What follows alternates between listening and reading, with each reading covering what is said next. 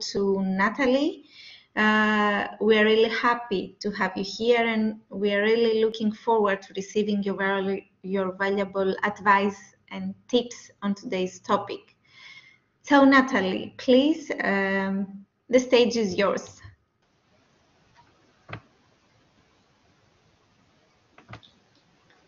Hello, everybody. Thank you to my colleague Athina Skotara for the lovely introduction. I would also like to welcome you to today's seminar. Allow me to also introduce myself. My name is Nátαλυ Λούμπα. I am a counseling psychologist and I'm currently based in Cyprus. I have the pleasure of collaborating with the Open University for the past 3 years, and this is our first English-speaking seminar, and I'm especially happy for it because we do have an English-speaking student community, and I think it's super important to offer services that apply to you as well. So today I'm going to talk about work-life balance. Most people will struggle with this at times, and it's good to know, first of all, how to spot the signs that our life is out of balance, and know also what we can do to help ourselves bring back the balance in our lives. Okay, so before going into our main topic, I'd like to quickly take this opportunity to inform you about our counseling services. My colleague, Ms. Athina, mentioned it already, but I want to go a little bit deeper into it because we do have a number of services that are also offered in English. First of all, we offer counseling sessions to all of our students. Each student is allowed 5 free sessions with the possibility of extension if deemed necessary. We also recently launched a new program that offers 4 individual sessions of self-development. Each one of these sessions has a specific topic. For example, self-awareness and boundaries are 2 topics we'll discuss. And upon completion of the 4 sessions, you will get a certificate of participation. I repeat that these are individual one-on-one sessions. We also offer seminars such as this one. Hopefully we'll have the opportunity to offer more English-speaking ones in the future. And last but not least, we have mindfulness groups. We usually run 4 groups per academic year, and they are held in Greek at the moment. Perhaps in the future, if there is enough interest, we might offer 1 or 2 in English as well. So if you're interested in any of the above mentioned services, or if you have questions, or even if you want to make a suggestion, you can contact me on the email you see on your screens, counseling@ouc.ac.cy. I'm the only one who has access to this email, so feel free to share anything you want. Now let's talk about work-life balance. Why is this topic so important? Why do we need to achieve this balance in our lives? Well, the ultimate goal is, of course, life satisfaction. We all want to be happy and feel good about our lives. We want to reduce stress and increase the elements that offer us joy, calmness, and a sense of purpose. If we keep this in mind, we'll see that a perfect work-life balance is not necessarily the right path for everyone. There's people who work solely because they need to provide for themselves and their family. So work becomes the means through which they make ends meet. It's through work that they can afford a nice home, a car, vacation, and so on. This category of people need work-life balance. Why? Because work is not their life. Work is simply a necessity. For these people, family may be their life, not work, but family, or traveling, or enjoying life in all sorts of different ways that have nothing to do with work. For these people, work-life balance is important. Why? Because if work spills over into all other areas in their lives, then these people will not be happy. Let's take an imaginary person as an example, Catherine. Catherine looks forward to spending time with her kids every afternoon. She wants to cook for them, let's say, play with them. Some of you may even identify with this story or this imaginary scenario. So she wants to spend time with her kids, take them for a walk, share an ice cream with them. That's what she wants. That's what gives her life meaning. But instead, she has to stay overtime at work to meet the incredibly strict deadlines. So Catherine's life satisfaction instantly drops. especially if this is an ongoing situation. But there's a second category of people, the people whose work is their life. So there's the people who choose to work not only to provide for themselves, but also because they enjoy it. Their life satisfaction increases because of their career. Their work gives them meaning, it gives them life. So obviously, these people do not need to carefully divide the time they devote to work and the time they devote to friends, family, activities, etc. In fact, forcing these people to give up some of their work time might make them very, very unhappy. If they are happy with their decision and the time they spend working, then that's fine. We'll leave these people alone. All in all, what I'm trying to say is that there isn't one work-life balance recipe that applies to everyone. And even though everyone should achieve work-life balance to some level, that level could vary significantly between people. So as I go through the rest of this seminar, I want you to try to explore how this information applies to you, how it aligns with your goals and your understanding of happiness and life satisfaction.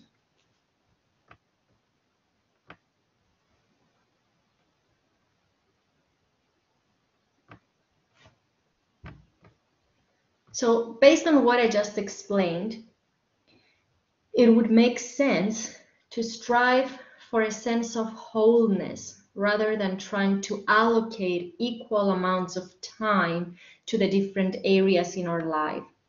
So we're still looking for balance, but more specifically, we're looking for a type of balance that enables us to feel whole and fulfilled.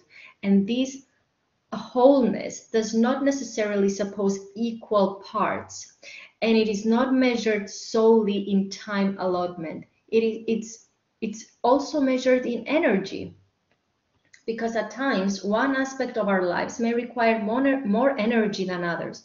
One aspect of life may fuel others. So we're moving beyond the idea that different aspects of our life are separate and distinct, and we should begin to understand the importance of interdependence between the different aspects of our lives. And we also need to understand that they all contribute towards this sense of balance and wholeness, some more than others, of course. And we're going to see during the second half of this seminar how we can achieve this sense of wholeness. Let's take a brief look at the historical aspect of work-life balance, just to understand when and why this need for work-life balance arose. So towards the end of the Industrial Revolution, so early 1800s, people were working too many hours a day, between 16 and 18. And this is something that gradually led to social and health problems, as you can imagine, not only on a personal level, but also on a societal level. So this was in the UK. But in the US, something similar was happening around the same time. Most workers worked about 100 hours per week. And again, this led to major health problems. So several worker movements later, in 1940, the government agreed to a fixed 40-hour work week. And the UK had also reduced work hours, but only for women and children who also worked at the time.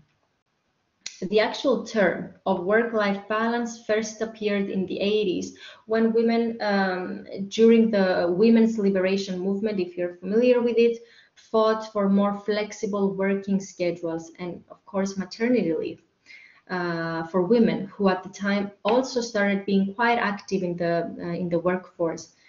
Even though women voiced their concerns and their needs, there wasn't any actual change.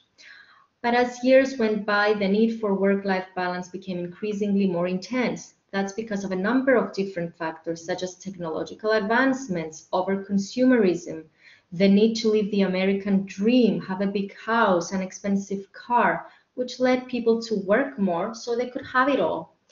Also, the evolution of communication was and still is a huge factor in the need for work-life balance. Nowadays, the easy access to the internet, the fact that we have, let's say, our email on our phones, on the devices that we carry with us 24/7.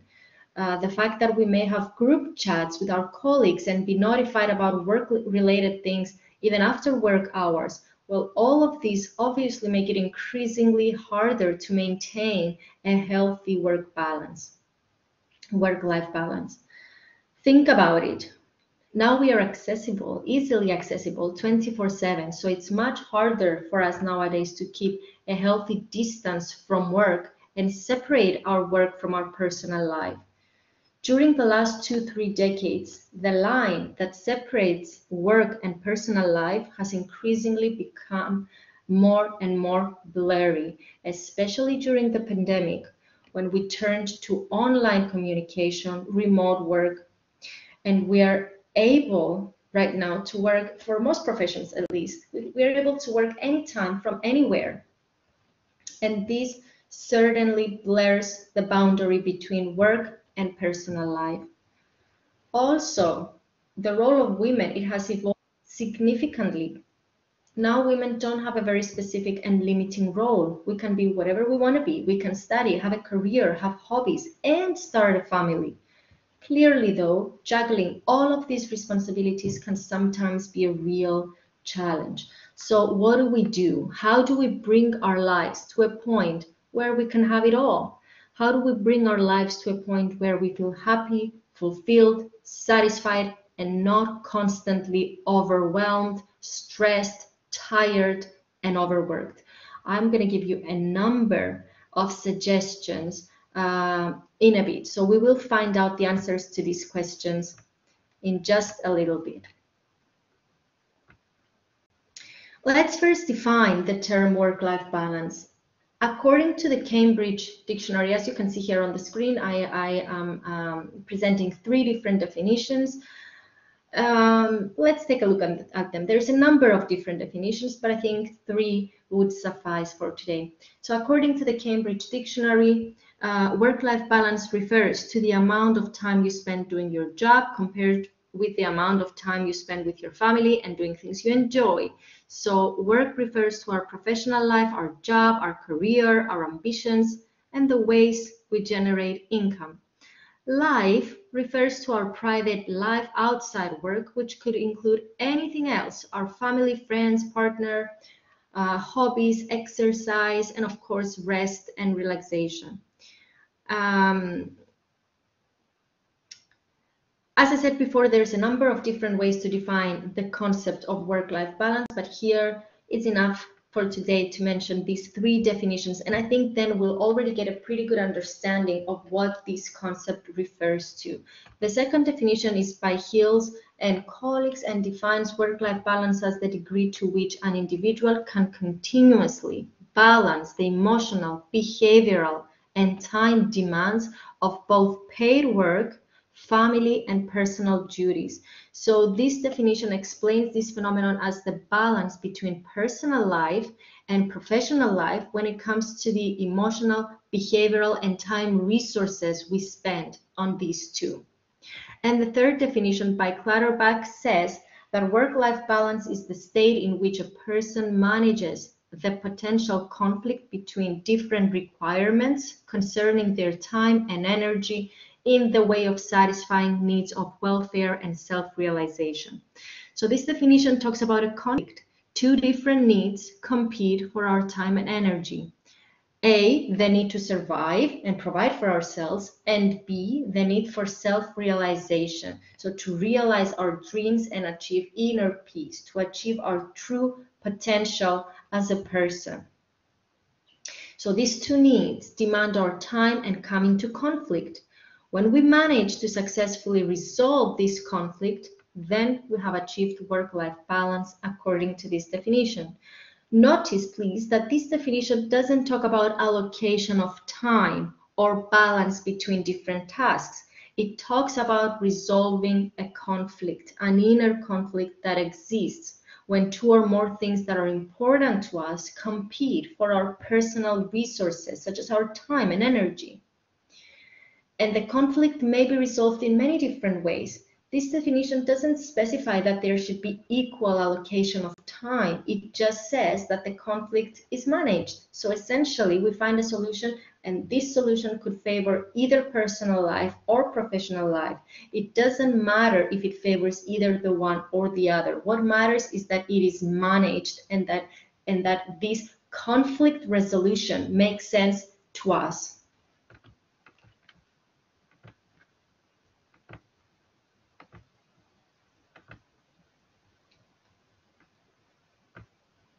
And now it's the time when I'd like to ask for your valuable contribution.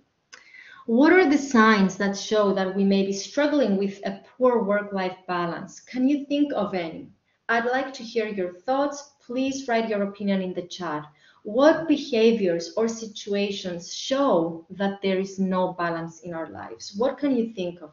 There is a chat on the right-hand side, and you can write down your thoughts or your suggestions or your opinion, and I'd like to hear what you have to say. What do you think would be a sign of poor work-life balance? So what characterizes a person who has no balance in their life between their work, so their profession, their occupation, and their personal life?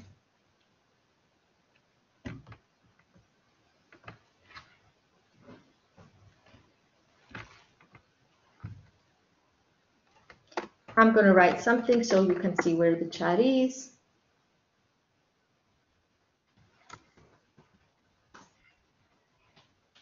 And if you want, you can also write something back.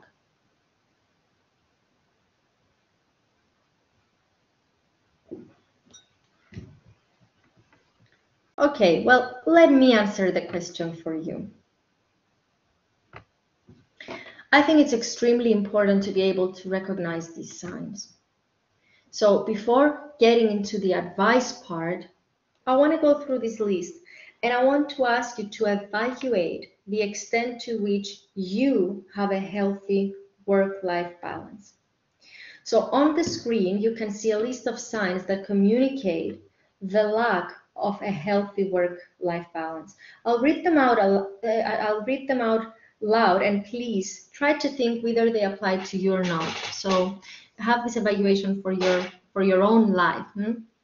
The first point: endless to-do lists. Your work never stops. You keep working and working, and it feels like you never get anything done. Working outside of work hours, because if you don't, then work doesn't get done. So you go home after work and you still have work to do.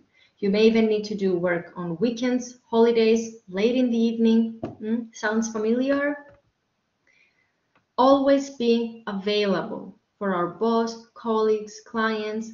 Your phone is always on, for example, and you communicate with work-related people such as colleagues and supervisors outside of normal office hours. Some jobs require this, of course, so please assess these points based on what is normal for your occupation. I am leading this presentation on the assumption of a normal office job, but clearly not everyone has this type of job. I certainly don't. So make sure to evaluate these signs according to what would be considered normal, taking into consideration the peculiarities of your profession. For example, it makes sense for a doctor to be available outside normal working hours for emergencies, or that a reporter may have to run in the middle of the night to report a major event.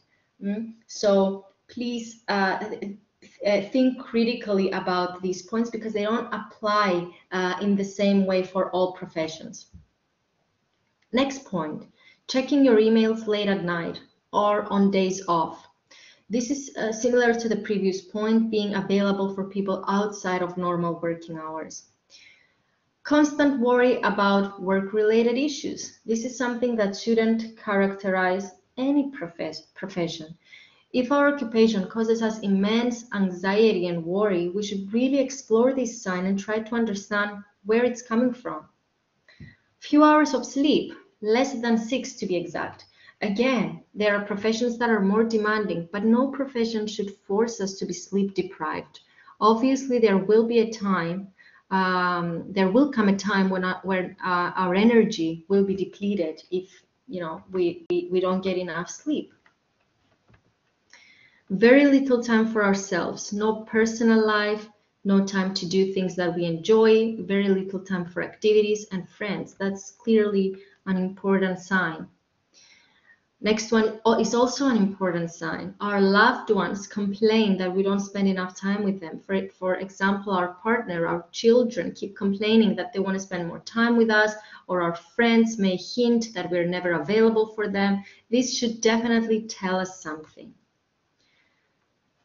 We have difficulty concentrating, perhaps our productivity is low. It would make sense if we are generally working more than our resources allow us to.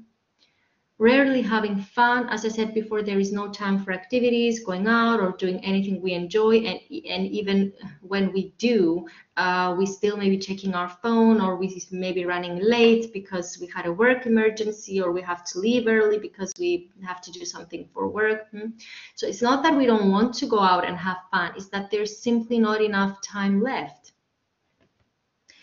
Stress. Of course, if we are experiencing any of the above mentioned warning signs, it's not surprising that stress may be present as well. Now, it makes sense that every now and then we may have some of these signs in our lives, but when does it become problematic? We know that our work-life balance is problematic or unhealthy when there are lots of these signs present at the same time and they last for a prolonged period of time. So they start characterizing our life rather than a short period of time in our lives.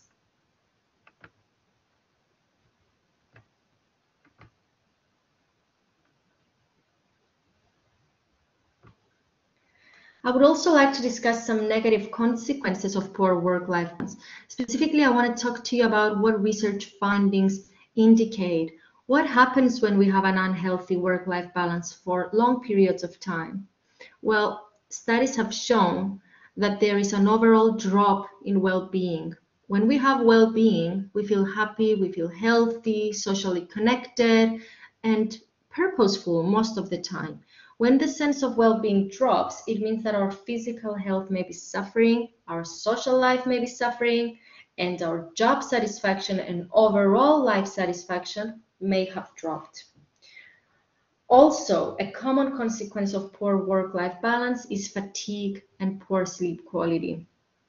We may start feeling exhausted and tired all the time, and this is definitely an important warning sign that something needs to change. Poor work-life balance also affects our work. For example, there is evidence that the job satisfaction declines, and I think it makes sense. If our work starts to spill over to other areas in our lives and it overpowers other aspects of our life, then it makes sense that we may not feel so satisfied anymore. And this in turn may be associated with a decline in our loyalty towards our workplace.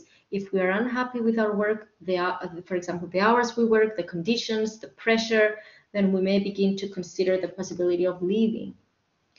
Obviously, when we are tired, exhausted, stressed out, overworked, it makes sense that we cannot perform to the best of our abilities. So we go into this vicious cycle where poor mental health leads to a drop in productivity, which in its turn reinforces our poor mental health, and this cycle goes on and on. So even though we work like crazy, we may be getting the work done, but this doesn't mean that we are performing as well as we could. As you can imagine, poor work-life balance is associated with higher levels of stress and anxiety. Long work days, inability to distance ourselves from work-related issues, and endless to-do lists. These are all perfect factors that feed stress and anxiety. There is also a theory that suggests that when we prioritize either work or our personal life, there is a sense of guilt that arises. So we feel guilty for spending too much time on one aspect of our lives compared to the other. And this also causes stress or reinforces stress and anxiety. Of course, poor work-life balance may result in experiencing burnout. Burnout is the final step after a prolonged period of experiencing chronic stress. There is actually a seminar on burnout. If you're interested in watching it, it's in Greek. We've done it quite some time ago, and it's on YouTube. Burnout refers to complete exhaustion, mentally, physically, and emotionally. It's characterized by depersonalization, cynicism, reduced productivity, and low morale, so low confidence and enthusiasm for work. There's a number of factors that may increase the risk of burnout, and one of them is work overload. When the work demands keep pushing us to our limits, it makes sense that our strengths, our energy levels, and our overall resources will be depleted at some point. We will run out. It's okay if we take over some work, let's say from an ex-colleague who left, and we are just helping out until a new employee fills the position. But it's not okay if we are continuously overloaded. Why? Because excessive hours of work prevent us from recharging and recovering from stress, and this allows chronic stress to emerge, which in its turn crowds out positive emotions. Poor work-life balance can, as you can imagine, put a strain on our relationships, especially the close ones, because not only do we have little time to spend with our loved ones, but even the time we do spend with them may not be quality time. We may be tired, stressed, irritable, and not enjoy quality moments with our friends and family. Plus, when our mental health suffers, which could certainly be an outcome of poor work-life balance, all the symptoms we are experiencing spill over into our relationships, especially, as I said, our close ones, such as our partner, for example. We may not communicate much, we may have little patience with them, we may have mostly negative interactions because of our irritability or anxiety. It's not their fault. It's not that we have a conflict with our partners or our children or our parents or our friends, but you must have experienced it. When we have a really bad day and we go home, the first person that gets all these nasty behaviors and aftermath of such a long and tiring day is our family. So imagine if this extends for a long period of time. So poor work-life balance can definitely affect the health of our relationships. One more consequence of poor work-life balance could be poor physical health. Our minds and bodies are interconnected. And when we're physically and mentally exhausted, when our stress is through the roof, when we have no time to care for ourselves and our needs, eventually our physical health will suffer too. Some of the psychosomatic symptoms of stress are chest pains, difficulty breathing, muscle aches, headaches, digestive problems. You may have experienced some. And the wise thing to do if we do experience any of these symptoms is definitely to talk to our doctor. If there is no pathological explanation for them, then our doctor may assume that they are somatic effects of stress and other psychological struggles. But the risks to our health can be a lot more severe than the psychosomatic symptoms of stress. In fact, a meta-analytic study published in 2015 found that working over 55 hours per week is associated with higher risk for coronary heart disease and stroke. On your screens, you can see the exact text from the article, as well as the reference to that article if anyone is interested in reading more about this topic. And now, I'm not mentioning this to scare you or make you feel worried. I'm sharing it so that you're aware, so that you understand the extent to which poor work-life balance and specifically excessive work can affect our lives. In a bit, we'll also analyze possible solutions. The list here is not exhaustive. It could go on and on. But what I want you to get out of this slide is that a poor and unhealthy work-life balance can have adverse effects, so very negative effects in all areas of our life, our health, our social life, as well as our work.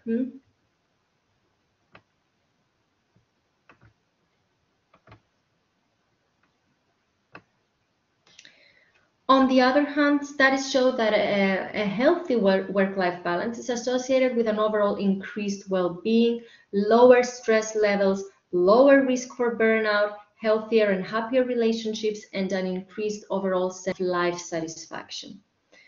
Also, a very important finding from studies is that more flexible working conditions, such as a flexi-time agreement, some of you may have it, or the ability of employees to manage their own shifts, was associated with improved health outcomes concerning blood pressure, heart rate, sleep quality, mental health, and a lot more. So we do have evidence from studies, specifically randomized controlled trials, if you know what it is, that tested the health status of their participants before and after a work intervention that lasted for at least 6 months, where the employees were given more flexibility and were able to also have a say in regards to their work conditions.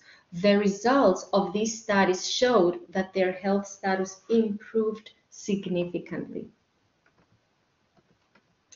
So I think it's clear and obvious why we need to work towards improving our lives, improving our work-life balance. In an article released in 2015, it was mentioned that 1/3 of full-time workers globally say that managing work and life has become more difficult.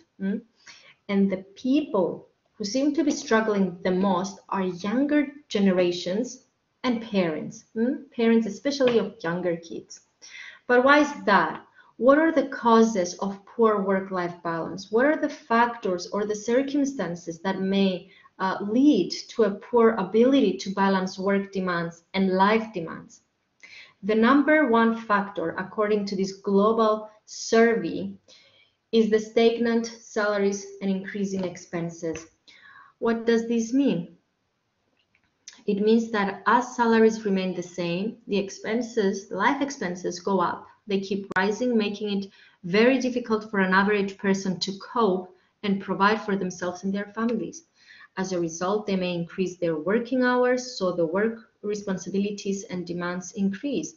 And it doesn't stop there. In many cases, the responsibilities may increase at home as well. For instance, now that women are also very active in the job market, there is an increased expectation of men to also contribute to household and family duties. The increasing need to juggle these different important roles, such as employee, spouse, and parent, has made it more and more difficult for people to cope. Another reason may be the timing of career and family. This is especially true actually for millennials. I hope you're familiar with this term. It refers essentially to the generation of people who are more or less born between the years 1981 and 1996.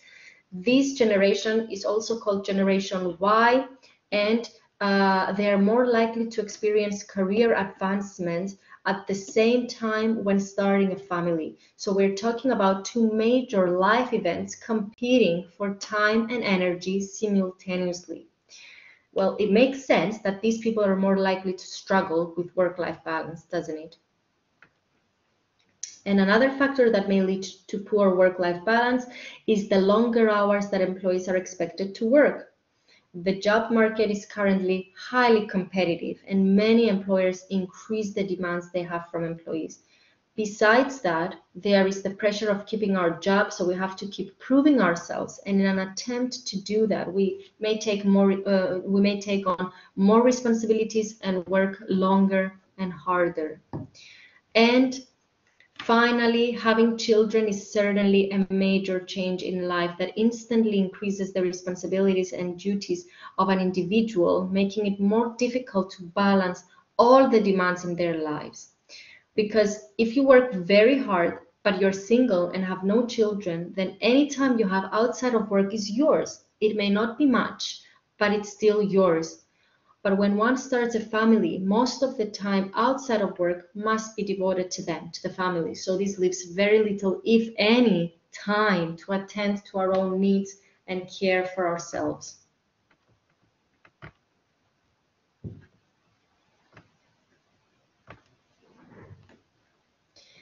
And we have finally arrived at what I believe is the most useful part of this presentation.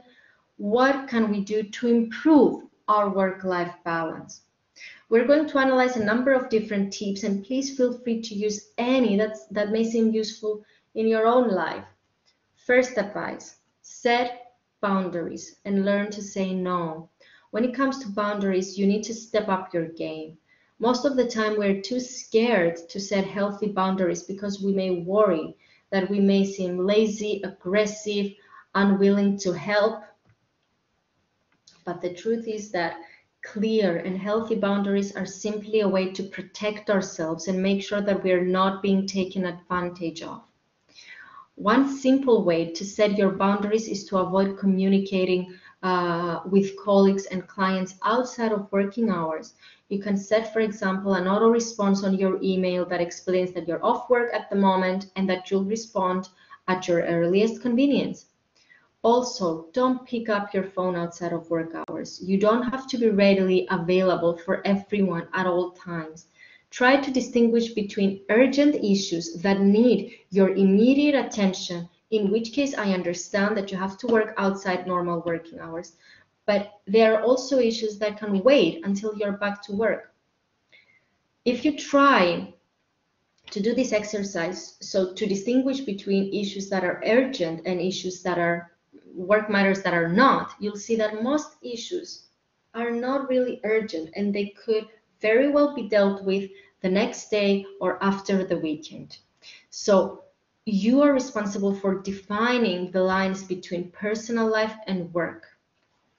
When you're at home with your family or out with friends or simply enjoying some alone time, devote that time to that purpose and do not let work interfere. It's crucial that you have time during the day when you simply unplug and do not have to be concerned with work. Also, learn to say no. It's okay to say no. You don't have to help everyone around you if you don't have the time and resources to do so. It doesn't make you a bad person. It doesn't make you aggressive. It doesn't make sense, for example, to take on other people's tasks when you don't even have time to complete your own. Also, if your employer keeps adding new projects on your list, try to evaluate the extent to which you can actually handle them. If you can't, then you need to explain the situation. I know that saying no is usually very uncomfortable, but it's one of the most important soft skills to acquire.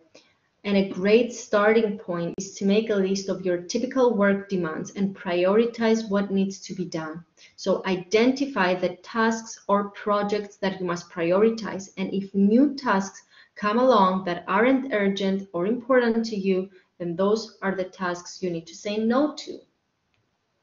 It's not easy, but it's a skill, so with some practice you'll become better and better at it.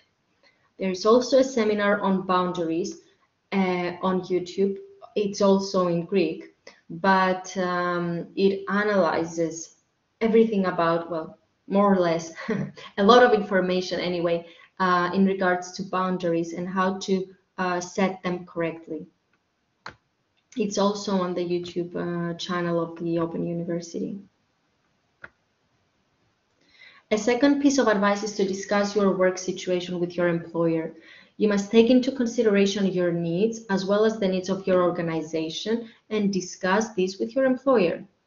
Discussing in an open and honest way is very important in order to be able to come up with solutions. You may ask for a more flexible working schedule or a compressed weekly schedule, or discuss the possibility of working from home. Or you may need to redefine your role in a clear and precise manner.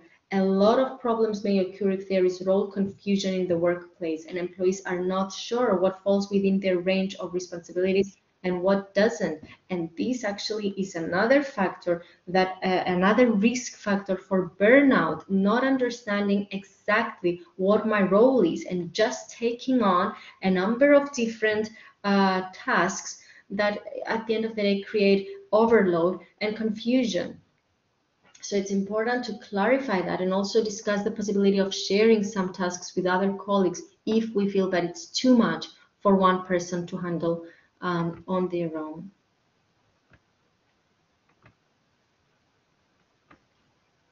The next advice is to block out time only for family. This needs to be a conscious decision in order to work, and it has to do with the boundaries that we set for ourselves. We are the ones who need to respect our boundaries first before expecting anyone else to do so.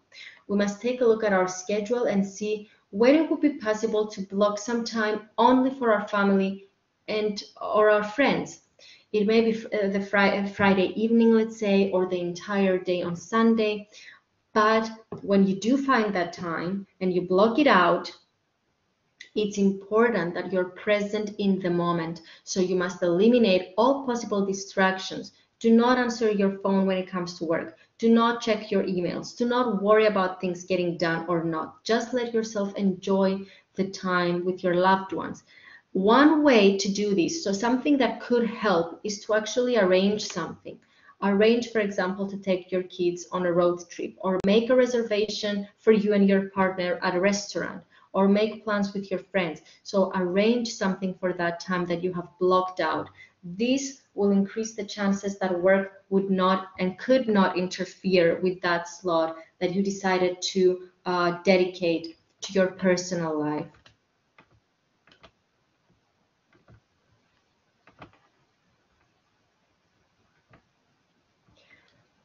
One of the most important ways to achieve a sense of work-life balance is to let go of perfectionism. There is so many people, and I know because I have many clients who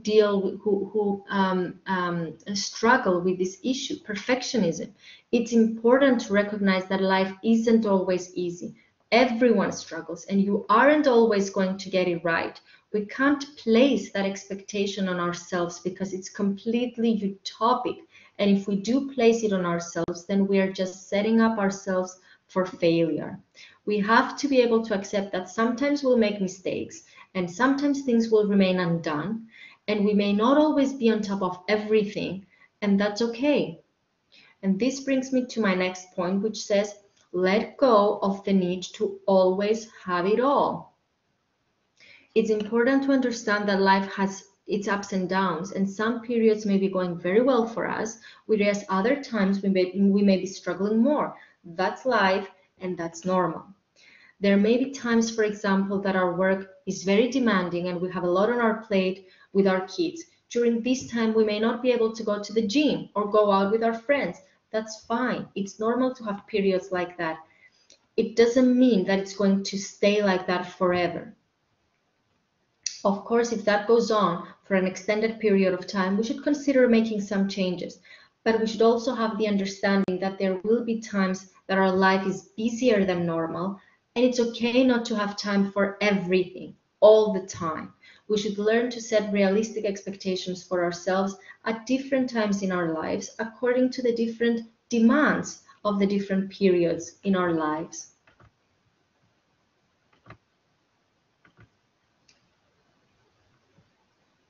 This next piece of advice has to do with priorities.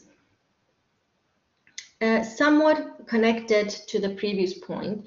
So at different times of our lives, our priorities may be different. So we need to explore what's most important to us and prioritize it. Knowing how to do that, knowing how to prioritize affects our success in all areas of our lives. And I know that this is easier said than done. How do we prioritize when everything in our lives seems to be number one on our list and everything screams for our attention? Work, family, our kids, our friends that we haven't seen since forever. How do we do it then? There's two types of priorities, the short-term and the long-term ones. The short-term priorities have to do with the here and now. If today, for example, is my child's birthday, I have to prioritize that over work. Or if I have a very important deadline coming up and I need to work overtime to complete my work on time, then I will prioritize that.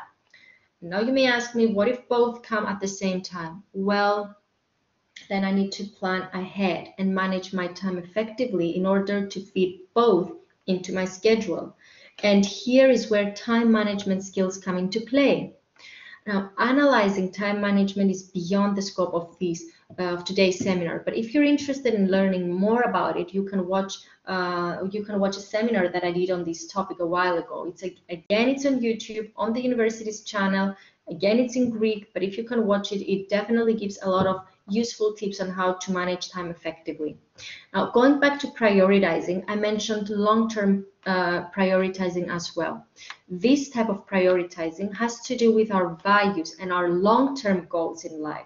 For example, it may be very important to me to be close to my children, even after they grew up. But in order for me to have that then, I need to work on it now. I need to work on building a strong relationship with them right now when they're still young. And how do I do that? By spending more quality time with them, by listening to them, by being involved in their lives. So my long-term goals affect the way that I'm going to prioritize my life right now. So what I want you to remember is that the amount of time and energy spent for different areas in your life should change, should be modified to align with your priorities and also what gives meaning in your life. That's one way to identify what's most important to us. The next advice is very important. Some people think that if they sleep more than 6-7 hours per night, it's a waste of their time. Or if they take a nap during the day, it's a waste of their time. Or they think that if they work non-stop, they are actually more productive. Well, the truth is that allocating time to properly rest and blocking out some time just for ourselves is an essential factor that affects productivity levels. You don't need to feel guilty if you take a midday nap at a time when you're swamped with work. If your body needs that nap, it means that you need to let yourself have it and know that this is actually going to increase your productivity, because when your energy levels are up, you can work productively. You are more concentrated, you're more focused, and therefore it's easier to perform to the best of your abilities. And this doesn't have to do only with sleep and resting. If spending time at the gym, reading, meditating, or volunteering, let's say, at your community energizes you, if any of this energizes you, then make the time to do those things. You need to keep your energy reservoir full so that it can fuel you when an area of your life is more demanding. If you feel out of balance energy-wise, look at what's missing from your life and make proper adjustments to feed in things and activities that bring your energy levels up. And know that this will have a positive impact on your work as well. Employees who can put equal importance on their well-being compared to their job are certainly happier and more satisfied. And this does reflect in their performance and behavior at work. This is also food for thought for employers as well. And before finishing today, allow me to also say a few words about companies and organizations and their role in the concept of work-life balance. Promoting your employees' work-life balance benefits you too. And you may ask me how? Well, employees deliver the best and work to the best of their abilities when they are happy and satisfied. When you prioritize your employees' well-being, your employees will prioritize you back. And of course, every employer wants to have employees who work with energy and are more productive. Also, companies and organizations that promote the well-being of their employees end up attracting the best talents. Why? Because everyone wants to work for you. Next point, there are higher retention rates. It's less likely for an employee to leave if they feel happy and satisfied. Further, as I said previously in the previous slide, employees are more likely to be engaged and care about their work if they live a balanced life where they have time to rest, do things that they enjoy, and spend quality time with their loved ones. So it's important that companies and organizations take appropriate steps to promote this culture. How can companies promote a culture where work-life balance is valued and is actually a priority? Here, I am suggesting some ideas, even though the list is far from exhaustive. There are many things an organization can do, including but not limited to the following. Encourage a no work at home policy outside of work hours. This means do not have expectations that your employees will be available outside normal office hours.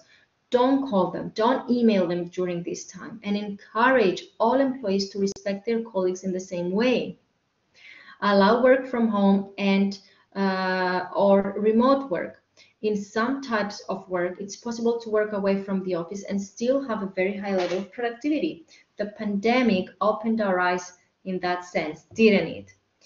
Of course, it's not possible for all occupations, but where it is, why not implement it? As we said before, employees need more flexibility in general in order to manage and juggle all the responsibilities they have. Next point, paid vacation. This shouldn't be a luxury. It should be something that all companies and organizations offer so that everybody has the time to rest and relax without worrying about making enough money to survive the month. Encourage hobbies and activities. Some companies, for instance, have the benefit of gym subscription for all their employees. This is indeed a very good idea. Or another idea would be to allow employees to leave an hour earlier on one day of the week to do a personal activity. And the last point, unpaid time off for personal reasons. This is another suggestion because many things can happen in our life, both positive and negative, and it would be nice to know that we have the option of taking some time off from work to deal with them without worrying that we are going to lose our job.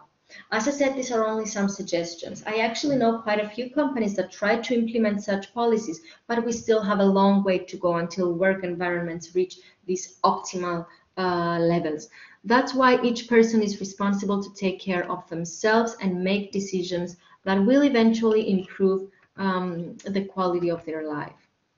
And I'm almost done. Bear with me. I spoke about a number of things today, and I've given a number of suggestions. But here's what I hope you'll take away.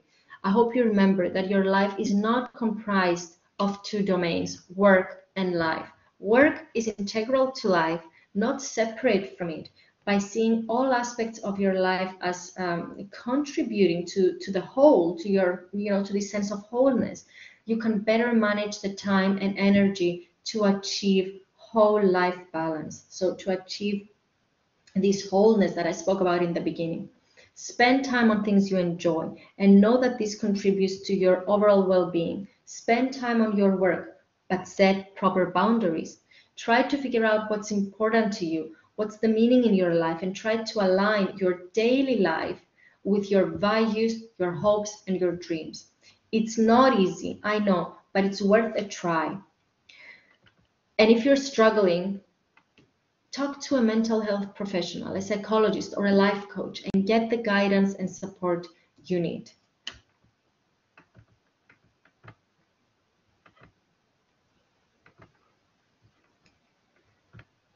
So that was all for today. Thank you very much for your time and attention. I do hope that there was something for everyone, that there was something that you found useful in today's seminar that you can take away from today's presentation. If you have any questions, I'm more than happy to answer them. You can write in the chat on the right hand side of the screen. If you want to write your question in Greek, that's fine, but I will answer in English. So I am ready to hear your questions or your suggestions or a comment.